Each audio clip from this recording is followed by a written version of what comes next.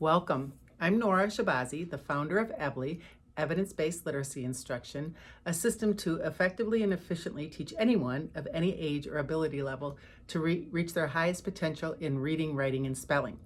And in this video, I'm going to be talking about pretend reading. How is it that we can have children who get really good grades, sometimes all A's, and still are not able to read or able to read very well? I know this by experience.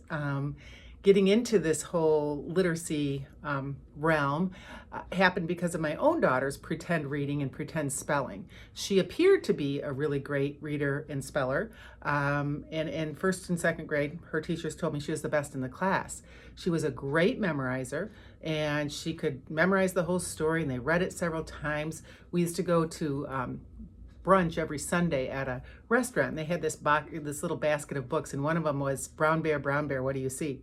And Colleen, her favorite thing to do was to read that book by looking at the ceiling, and she knew when to turn the pages. She never looked at the book the whole entire time, and so she was kind of giving a speech basically. And if we pulled any words or any phrases or any sentences out of the book, she could not read them. So that's pretend reading. More commonly, what we see with pretend reading, and a lot of our parents of kids that come to our reading center tell us they are doing great. All of their scores on their everything that comes from school, including the report card, looks great. We'll go to parent-teacher conferences, and they'll read a book, and they read it beautifully, and they read it fluently and accurately, and it looks awesome.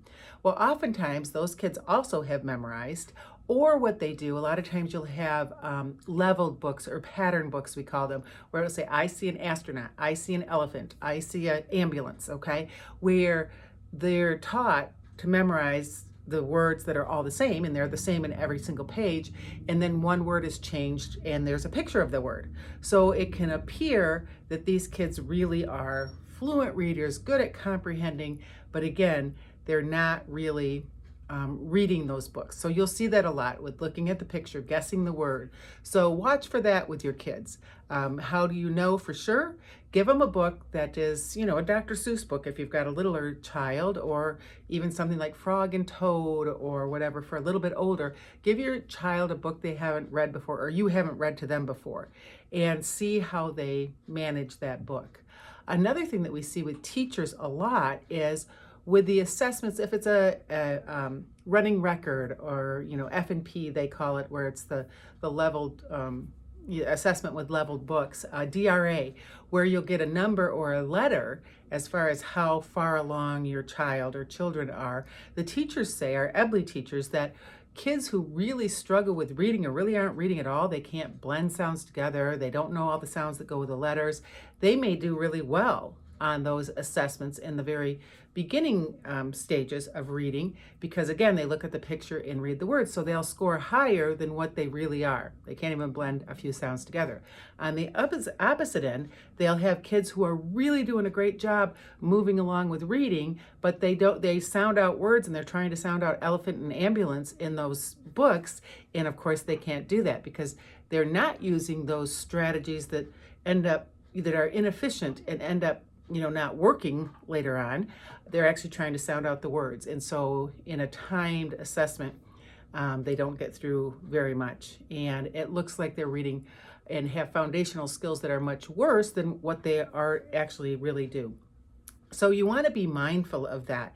Do not be fooled by beautiful, perfect spelling tests either. I was fooled by that with my daughter. She was great on a spelling test because, again, she could memorize that string of letters and plop them down on the paper. She couldn't spell the words by the time she got home that same day that she took the test, and she certainly wasn't spelling them in her writing.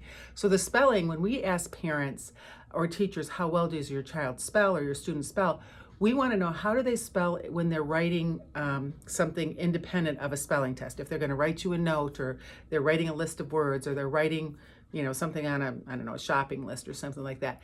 How is their spelling in that type of writing? Because the spelling really indicates a lot at how far away from their potential they are with reading. So a lot of misspelling indicates that they're not reading as efficiently as they can either. So there's an awful lot of things that will point to where there are problems with knowing that foundational information you have to be able to accurately read those words on the page, so that then you can read them quickly and automatically and free up your memory so that you can actually comprehend. Because we're not born able to read. Our brains are not wired. I mean, I guess they're wired. They don't have the connections that we need for reading, because reading and spelling, they're the same thing, two sides of the same coin. But reading and spelling are man-made, okay? They've only been around for a few thousand years. It's not like stuff that we do intrinsically and automatically, like walking and talking. Nobody has to teach us how to do that for the most part, right? But reading, they do. So it's really important to understand that this is a skill, and probably the most challenging thing that humans do, learning to read and write and use our alphabetic code. And it's one that, in order to do it to your highest potential, it must be taught.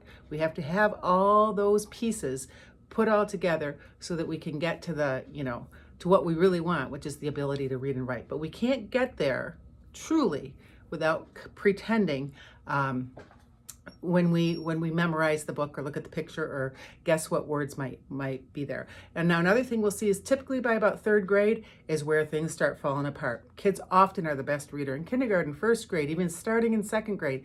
Third grade, they can't keep it up. Their memory is just too full. They can't, all these words that they are trying to figure out from their memory, it's too much of an overload. So you'll see that, when they're in fourth grade, then they're at a third grade level, or sixth grade, they're at a third grade level, or 10th grade, they're at a third grade level. That third grade level is about where our memory maxes out with a number of words that we can hold in our memory, and retrieve when trying to read. So be on the lookout for that. And our webinar on this topic, I am going to be sharing some tricks and tips for you to use with your children or your students who are pretend reading, and talk more about specifics with that. So be on the lookout. You have to have those kids reading out loud to you so that you know something that's unfamiliar to them, to really know whether they truly can read or whether they are just faking it and making it look like they can read. Okay, so I really appreciate you listening and watching, and I'd love for you to comment with your questions and your feedback. And I thank you for joining here and in our efforts to teach the world to read.